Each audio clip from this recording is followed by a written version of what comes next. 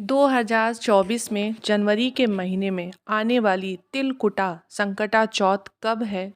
पूजा का शुभ मुहूर्त, चंद्र उदय का समय, पूजा विधि, इस दिन क्या करें क्या ना करें, सकट चौथ की संपूर्ण तिथि, क्या सुबह के समय सरगी खाई जाती है या नहीं, क्या इस व्रत को केवल निर्जल और निराहार ही रखा जाता है या फिर इस व्रत को जल और फल के साथ भी रख सकते हैं। इस व्रत में यदि पीरियड आ जाए तो महिलाएं को क्या करना चाहिए, अगर पीरियड के समय पूजा हम कैसे कर सकते हैं, कि पूजा किससे करवानी चाहिए। इसके अलावा रात के समय यदि चंद्र देवता दिखाई ना दें तो फिर पूजा कैसे की जाती है, यह सारी जानकारी आज के इस वीडियो में आपको मिलने वाली है। ये सारी बातें आज की इस वीडियो में हम जानेंगे, तो आप अंत तक वीडियो में बने रहें। नमस्कार दोस्तों, श्री शिवाय नमस्तुभ्यम। वीडियो को शुरू करने से पहले कमेंट सेक्शन में श्री शिवाय नमस्तुभ्यम अवश्य लिखें। वीडियो को लाइक करके सब्सक्राइब कर दें। दोस्तों, सकट चौथ का व्रत माघ मास के चतुर्थी तिथि को रखा जाता है। यह व्रत भगवान गणेश को समर्पित होता है। इस दिन चंद्रमा को अर्घ देने का विशेष महत्व है। सकट चौथ के व्रत का पारण चंद्रमा को अर्घ देने के बाद ही किया जाता है। इस बार साल 2024 में 29 जनवरी को संकटा चतुर्थी यानी सकट चौथ है। इसे तिलकुट चौथ और माघी चौथ के नाम से भी जाना जाता है।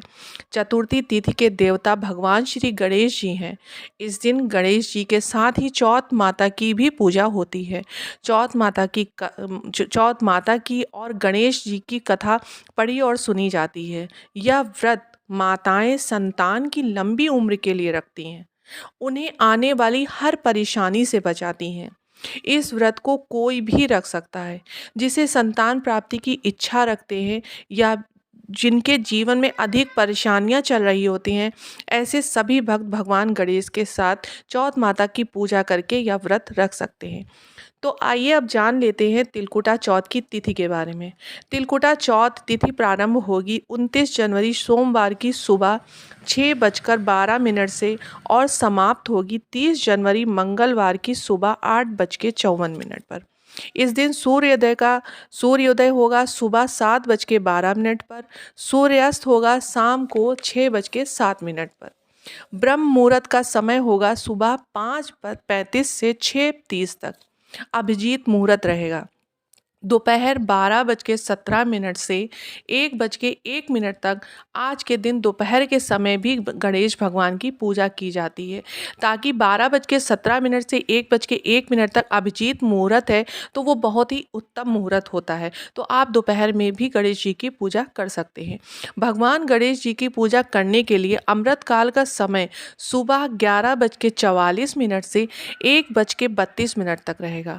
आप इस समय से भी पूजा कर सकते हैं और चंद्र उदय का समय रहेगा रात 9:18 पर। तो रात को चंद्र देवता को आप इस समय के बाद से कभी भी अर्घ दे सकते हैं, अपना उपवास खोल सकते हैं। भगवान गणेश को भोग में मोदक, लड्डू, दुर्वा आदि प्रिय होते हैं, लेकिन आज की चौथ में तिल और गुड़ से बनी हुई वस्तु और लड्डुओं का ही भोग लगाते हैं। शाम को जब उपवास हम लोग खोलते हैं तो सबसे पहले तिल और गुड़ से ही उपवास हमें खोलना चाहिए। पूजा में कभी भी आप काले और भूरे रंग के वस्त्र नहीं पहनना चाहिए। आप पीले या लाल वस्त्र का ही धारण कर सकते हैं। इस व्रत को निर्जल और निराहार ही रखा जाता है, लेकिन जो लोग बीमार हैं या व्रत रखने में असमर्थ हैं, वो लोग फल और मिठाई से भी यह व्रत रख सकते हैं। अब बात आती है सरगी की। हमारे यहाँ ऐसा कोई रिवाज तो नहीं है सुबह के समय आपके यहाँ सरगी खाई जाती है, तो उसे आप फल और जल और मिठाई से खा सकते हैं। हो सके तो नमक का सेवन ना करें और तिल और गुड़ का सेवन भी ना करें, क्योंकि तिल और गुड़ का जो सेवन है वो हम शाम को पूजा करने के बाद, भगवान गणेश को भोग लगाने के बाद ही उसका हम सेवन कर सकते हैं। शाम के समय भगवान गणेश जी का स्मरण करके पूजा प्रारंभ करें और दिन भर श्री गणेशाय नमः का मंत्र जाप करते रहें। अगर संभव हो सके तो शिव जी के मंदिर में जाकर पूरे शिव परिवार की पूजा करनी चाहिए। इस दिन शिवलिंग पर जल अर्पित करना बहुत ही शुभ माना जाता है। पूजा में जल से भरा हुआ कलश जरूर रखें। चंद्रोदय होने पर आपको उसी जल से अर्घ देना चाहिए। कथा पढ़ते और सुनते सुनते समय तिल और गुड़ हाथ में अवश्य रखें। कथा समाप्त होने के बाद उसे गणेश जी को समर्पित कर दें। इस व्रत को कुंवारी कन्याएं अपनी विद्या अध्ययन के लिए भी रख सकती हैं। इस समय आपको पीरियड आ जाए तो आप व्रत जरूर रखें और मानसिक रूप से भगवान गणेश की पूजा कर सकते हैं।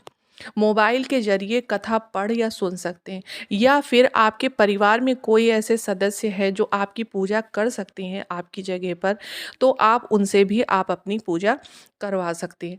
अब आई बात, अगर बादल है या वो है जो हमको चंद्र नहीं दिख रहे हैं तो हम अर्घ कैसे दें? तो आप अर्घ 9:15 बजे के बाद में आप किसी समय भी सूर्योदय का मन में जो है विचार करके और आप अर्घ दे सकते हैं। उसके बाद में आप जब व्रत खोलेंगे तो सबसे पहले तिल और गुड़ खाकर ही व्रत उपवास अपना खोलेंगे। संकटा माता से अपने परिवार के लिए, अपनी संतान के सुखद भविष्य के लिए पूरे मन से प्रार्थना करें। तो संकटा चौथ की ये संपूर्ण जानकारी आपके लिए मैंने प्रस्तुत की। आपको मेरा ये वीडियो पसंद आया हो तो उसे लाइक और सब्सक्राइब कर दीजिएगा और ज़्यादा से ज़्यादा शेयर कीजिएगा।